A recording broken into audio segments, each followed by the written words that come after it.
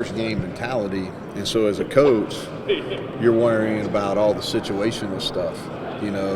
Like simple things like transitioning from defense to punt return or defense to punt safe, 2 minute into game situations. So you get a little bit of concern as a coach about that, just because you're not necessarily in a normal game mode where you're experiencing those each and every week. And part of that, concern, I would imagine, special teams wise, not that you have a lot of guys that are missing, but some of them were part of special teams. Yeah. So all of a sudden you're throwing some new people out there.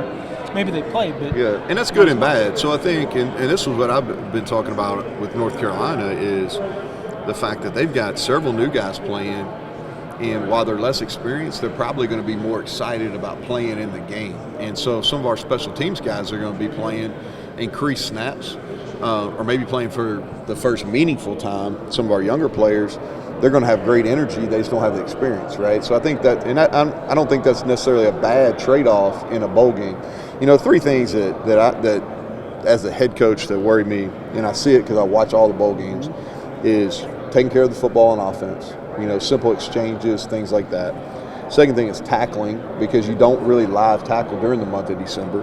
And the third thing is the special teams. And as much the transitions is the actual schematics of it. Making sure you have 11 guys on the field, making sure that they understand that, hey, people tend to fake punts and fake field goals a little bit more in bowl games than they do during the traditional season. So I think those are the concerns, and all you can do is you work them and get them out there and play.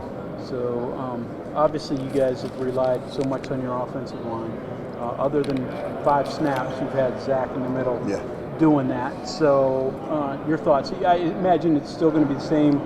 You guys got to control up front, both sides, and do that. But can you control up front without Zach there? Brandon doing it? Here's the thing. We have a lot of trust in Brandon. He's made tremendous growth. Like, he's played at a high level, and I really think playing center, not only in this game but for next season, will give him a real head start. I think he can be an NFL player. And so from an identification standpoint, getting us on the right people, have a lot of faith in him. We're going to treat it the same. We're going to go same run plays that we ran when Zach was in, or same run plays that we're going to run with Brandon there. Same way we protected with Zach, same way that we're going to protect with Brandon. Now, will we miss Zach? Yeah. You don't take that type of player off your team and you say, oh, well, we're just going to continue to roll. So, but I do think, the one positive on it, it's really given us a month head start on the 24 season with that O-line. Last one for me then. You've said many times that the teams that are successful in bowl games are usually ones that want to be there, have the energy to be there. You feel like your guys have we practiced, accomplished that? So the only thing that I can go on is how we've practiced. And we've had great energy. We practiced hard on Christmas Eve, which was a Wednesday practice for us. And it was competitive. We did a ton of good-on-good work, and we had great energy. And so if we can carry that energy that we've had during the month of December into the game, which I'm confident we can, then I feel confident about our guys being ready to go. Coach, you were talking about some of the younger players having an opportunity to play for you guys. You mentioned a guy like Cory McIntyre getting a chance in this game. What can he bring, and just, where is he at in his development as a younger player? Yeah, so Cory is a guy that we're excited about. We were able to maintain his red shirt, which is going to be big. He's really changed his body since June, and that's a credit to Mike and strength conditioning, and also Haley Bishop in nutrition.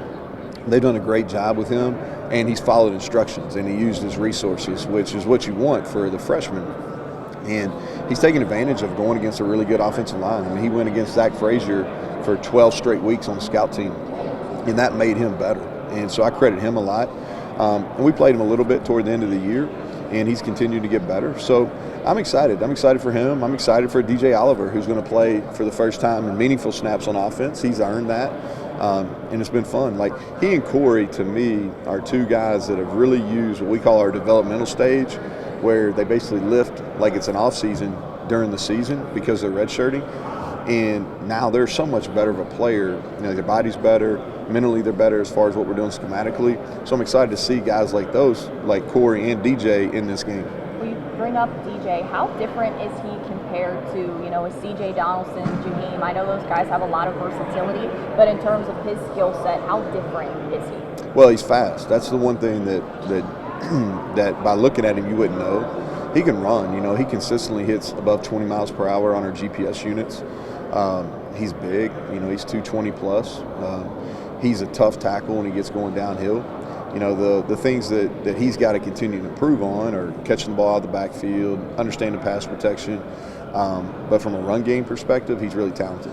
Whenever it comes to their quarterback that they're going to face here, Conor Harrell, was just talking with Sean Martin. He said he reminds him a lot of the way that Garrett plays.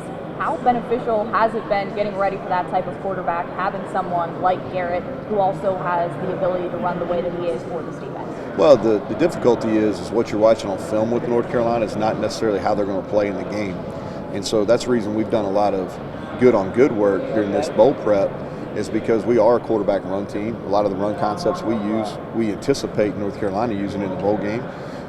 Conor Rhoda is talented now. I watched him. We recruited him out of Thompson High School, and he's won a bunch of games at the highest level in the state of Alabama. He's really well coached by Mark Freeman there at Thompson, and so he throws the deep ball really well, and he's fast. And so we'll be prepared for it, but we expect him to play well.